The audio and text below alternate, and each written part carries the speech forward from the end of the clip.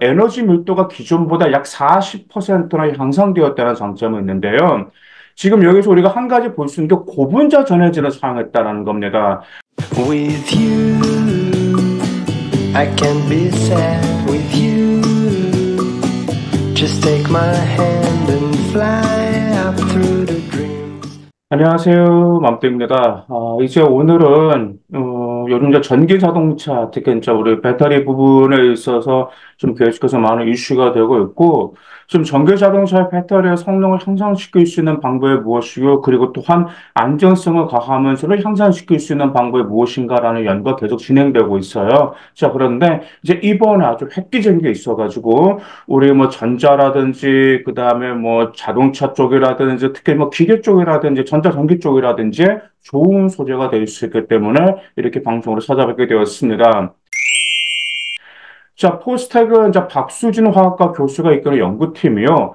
젤 형태의 고분자 전해질을 사용해서 마이크로 실리콘 기반 고에너지 밀도 리튬이온 배터리 시스템을 개발했다고 하였습니다.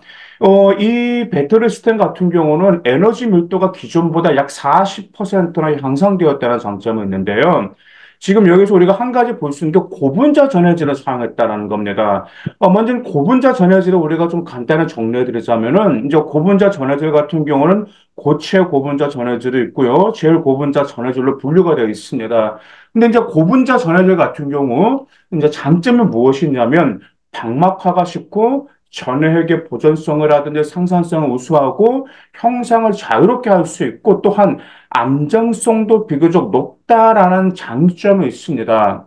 자, 근데 여기서 고체 고분자 전해질은 장점은 액체의 누출 현상이 없기 때문에 매우 안정해요. 근데 단점은 낮은 전도도로 인해서 약 한 80도 정도의 고온에서만 사용할 수 있다는 단점이 있습니다.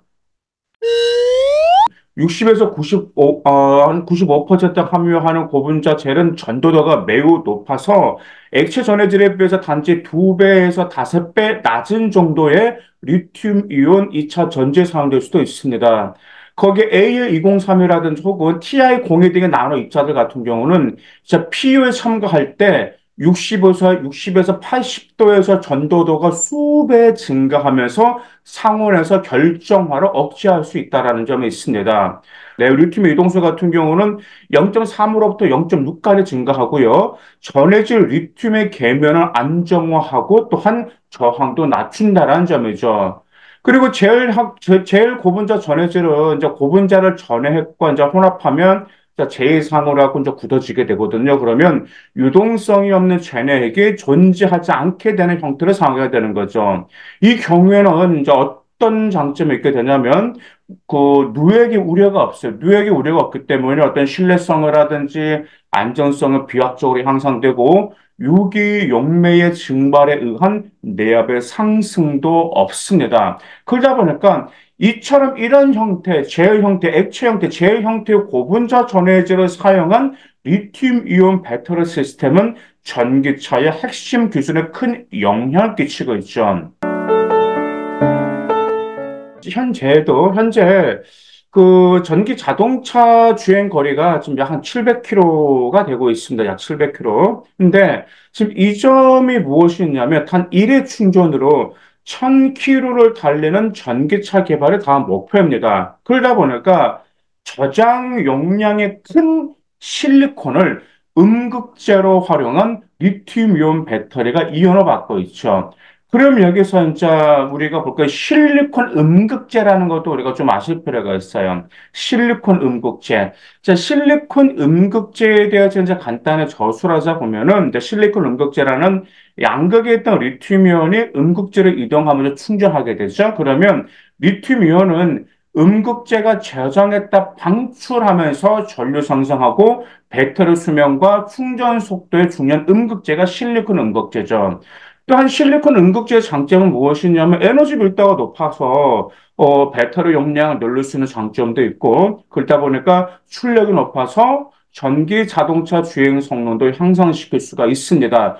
또 한 가지 장점이라고 볼 수 있으면 실리콘 같은 경우는 재사용 가능성이 높아요. 그러다 보니까 친환경적이다라는 장점도 있어요. 근데 단점이 무엇이냐면 실리콘 음극재는 이제 충전이나 이제 방전 시 부피가 3배 이상 팽창하게 돼요. 그리고 또한 팽창하고 수축하다 보니까 무엇이 떨어지게 되냐면 배터리 효율이 떨어지는 단점이 있고요.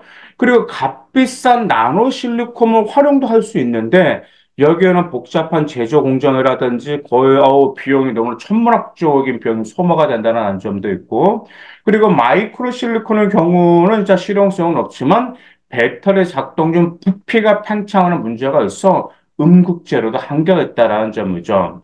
그런데 근데 이 박수진 화학과 교수가 팀이 제일 전해질을 활용한 음극재를 개발했다라는 게 매우 키포인트입니다. 전해질 같은 경우는 이온이 양극과 음극, 오극할 수밖에 중요한 요소이잖아요. 또한 제일 전해질은 고체나 젤 상태로 존재하며 탄성이 있는 고분자 구조를 가지고 있다 보니까 액체 전해질에 비해서 매우 안정적이다라는 장점이 있습니다.